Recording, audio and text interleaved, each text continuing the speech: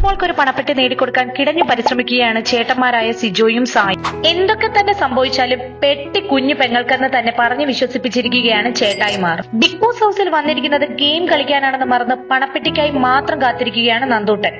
നന്ദൂട്ടനെ എവിക്ഷനിൽ നിന്ന് രക്ഷപ്പെടുത്താൻ പ്ലാനിങ്ങും പ്ലോട്ടിങ്ങുമായി നടക്കുന്ന വല്യേട്ടനും കൊച്ചേട്ടനും.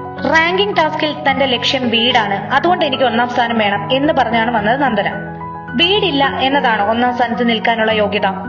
നന്ദന വന്നിരിക്കുന്നത് ബിഗ് ബോസ് ഹൗസിലാണ്. കളിച്ച് നേടേണ്ടതാണ് 1ാം സ്ഥാനം. സത്യം പറഞ്ഞാൽ സെന്റിമെന്റ് ഇറക്കി കളിക്കുകയാണ് നന്ദന ഇവിടെ. നന്ദനയുടെ കളി തന്നെ മോശമാകാൻ പ്രധാന കാരണവും നന്ദൂട്ടന്റെ ഏട്ടന്മാരായ സിജോ സായിയാണ്. പണപ്പെട്ടി എന്ന് പറഞ്ഞ് നന്ദനയുടെ മനസ്സ് മാറ്റി കളി നൈസായിട്ട് ഒതുക്കാൻ നോക്കിയാണ് ഇവിടെ സായിയും സിജോയും. 1ാം സ്ഥാനത്ത് നിന്ന നന്ദനയുടെ റീസൺ പോലും ബാലിശമായിട്ടാണ് മറ്റുള്ള കണ്ടസ്റ്റൻസിന് തോന്നിയത്. നന്ദനയ്ക്കൊരു ഗെയിമില്ല, അതുകൊണ്ട് തന്നെയാണ് നന്ദന 13ാം സ്ഥാനത്തേക്ക് പിന്തള്ളപ്പെട്ടതും.